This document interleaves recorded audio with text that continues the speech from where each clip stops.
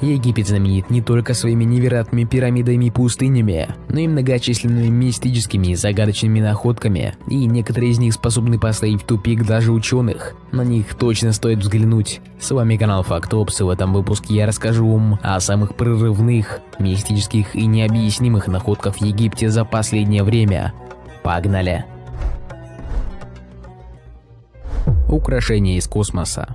В 1911 году в одной из гробниц, находящейся в деревне Эль-Герзе, ученые обнаружили странные украшения, возраст которых оценивается в 5000 лет и даже считаются самыми старыми на Земле. Бусины были сделаны из космического железа, принесенного на Землю метеоритом, почти за 2000 лет до Железного века, и соединены в одно ожерелье с кусочками золота и драгоценных камней. Но для науки железные бусины самые драгоценные. Наличие кобальта и германия подтверждает их космическое происхождение, а возраст наводит на мысль о том, что, быть может, обрабатывали их вовсе не на Земле, ведь кузнечного дела тогда еще не существовало. Пустые гранитные ящики.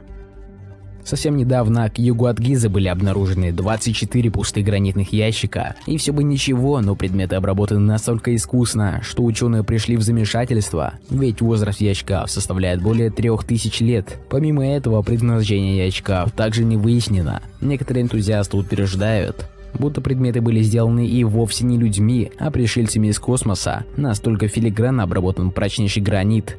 Но это еще ничто по сравнению со следующими находками. Смотрите до конца, чтобы их увидеть. Мумии крокодилов. Для начала нужно сказать, что эти мумии сильно отличаются от других известных ученым египетских мумий крокодилов. Так вот, недавно археологи обнаружили 10 мумий крокодилов на раскопках Кубат-аль-Хава в окрестностях города Асуан в Египте. Мумиям около 2500 лет, что заметно отличается от остальных известных мумифицированных останков рептилий. И это я еще не говорил, что эти мумии животных были больше и лучше сохранились, чем обычно. Они также были сделаны без использования смолы и бинтов, которые традиционно ассоциируются с древнеегипетской мумификацией. Хотя в музейных коллекциях по всему миру хранится несколько сотен мумифицированных крокодилов, обычно их так тщательно не исследуют. В древности крокодилов почитали за силу и ловкость, не ассоциировались со множеством богов и богинь, в том числе с Абеком, повелителем крокодилов, и олицетворением власти фараонов. Немногие мумии крокодилов были сделаны в попытке завоевать благосклонность богов. Древние египтяне удаляли влагу из тела с помощью таких веществ, как кетки натора, и покрывали труп смолой и бинтами. Однако на недавно обнаруженной мумии крокодилов не было почти никаких следов смолы и бинтов. Это сделало крокодилов настолько реалистичными, что издалека они выглядят почти как живые. Ученые говорят, что крокодилы были высушены путем преднамеренной естественной мумификации. Это означает, что тела могли закопать в сухой песок, после чего поместить в гробницу, не заматывая в льняную ткань. Гробница Тутанхамона. Открытие гробницы Тутанхамона произошло в 1922 году благодаря экспедиции английского археолога Говарда Картера. Экспедиция началась в 1915 году, когда Картер был назначен главным археологом Египта.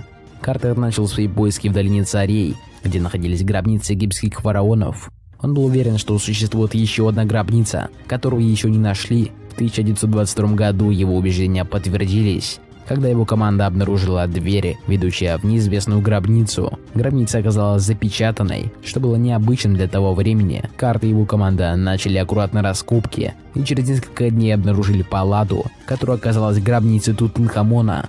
В ней находилось более 5000 предметов, включая золотые маски, изумрудные львы и кольца. Они отражают богатство и мощь фараона. Открытие гробницы стало настоящим событием в области археологии и истории. Оно позволило ученым узнать более подробную информацию о египетской культуре и жизни фараонов.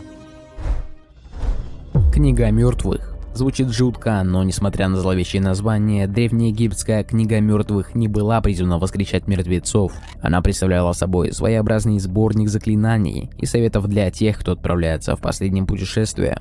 Она была обнаружена в начале этого года в гробнице неподалеку от пирамиды Джосера. Древний 16-метровый погребальный папирус называют одним из самых подробных и значимых экземпляров книги мертвых. Предположительно, свиток принадлежал знатному и богатому человеку по имени Яхмос, который упоминается в документе не менее 260 раз. Он умер около 300 лет до нашей эры, во времена династии Птолемеев, после чего ему в саркофаг положили папирус, который можно назвать его личным гидом по загробной жизни. Тексты и иллюстрации, сделанные черными и красными чернилами, описывают различные сценарии, которые, по мнению древнеегипетских жрецов, могут ждать человека после смерти. В книге есть несколько изображений Осириса, царя загробного мира и судьи душ усопших египтян. На одной из иллюстраций показано, как Яхмос вместе со своей супругой преподносит богу ритуальные дары. Кроме того, в папирусе есть сцена с лодками, которые должны помочь покойному путешествовать по подземному миру. Наконец, в некоторых фрагментах содержится изображение Амат, чудовища с телом бегемота, лапами льва и головой крокодила, которая пожирает сердце умершего, если загробный суд решит, что тот при жизни совершил плохие дела. Сейчас ученые продолжают изучать книгу мертвых и надеются, что она даст еще больше информации о древнеегипетских представлениях о загробной жизни. Открытие гробницы Тутанхамона 100 лет назад стало одним из важнейших событий в истории археологии. Однако ценные находки в районе его нахождения продолжают делать до сих пор. В ноябре 2022 года в Саккаре археологи раскопали более 20 шахт глубиной до 18 метров, соединенных друг с другом, обнаружив многочисленные захоронения с мумифицированными останками ближайших сподвижников Тутанхамона. Кстати, многие из них находились в уникальных саркофагах, на которых были изображения сцены из книги мертвых. Вот так вот тесно все переплетается. Среди находок есть маска женщины, которая сделана из чистого золота, и магические статуэтки, которые клали в могилу вместе с умершими. Статуя бога Птаха, а также металлический боевой топор, вложенный в руку похороненного воина. Наконец, ученые раскопали пирамиду древнеегипетской царицы, о которой ранее не было ничего известно. При этом специалистам удалось установить ее имя – Нейт. Удивительно, что наши находки позволяют буквально переписывать историю, добавляя в нее новые имена, заявили исследователи. Во время раскопок в 1907 году был найден необычный саркофаг, и находка сразу заняла свое место среди экспонатов музея Фицуильяма. Саркофаг небольшого размера до 100 сантиметров, изготовлен из кедра и удивительно хорошо сохранился до своего возраста. Сначала исследователи полагали, что внутри находятся внутренности мумий, но после анализа выяснилось, что это самый настоящий человеческий зародыш. Исследователи уверены, что дата захоронения варьируется между 525 и 664 годом до нашей эры. Эмбрионы не больше 18 недель. До сих пор он остается самой юной находкой ученых. Его мумифицировали с помощью погребальной пелены и расплавленной черной смолы. Пол эмбриона определить не удалось, но видны кости рук и ног, даже кончики пальцев. Раньше тоже находили мумифицированных детей, но в основном они жили в гробнице Тутанхамона и по возрасту были гораздо старше. Путь к усыпальнице Клеопатры. Археологами в Египте, возможно, обнаружена гробница Клеопатры. Вырубленный в скале туннель, который считается геометрическим чудом, найден на глубине 13 метров под древним храмом, который может вести к давно потерянному месту захоронения последней египетской царицы и ее возлюбленного Марка Антония.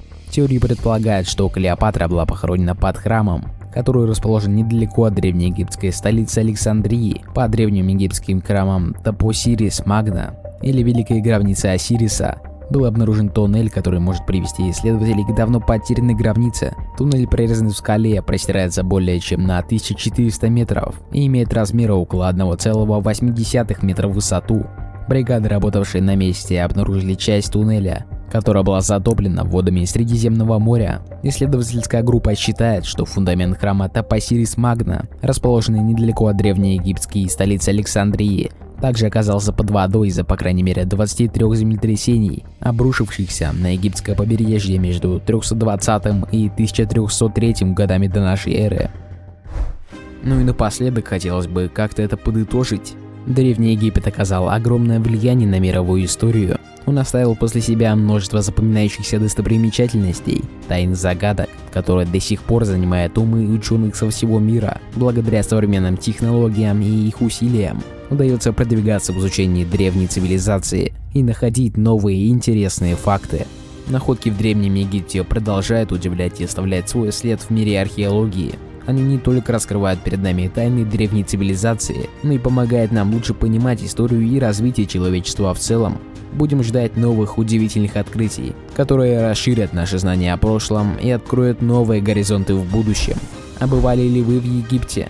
И если нет, то хотели бы, расскажите в комментариях. И не забудьте поставить лайк и подписаться на канал, чтобы не пропустить новые видео. Пока.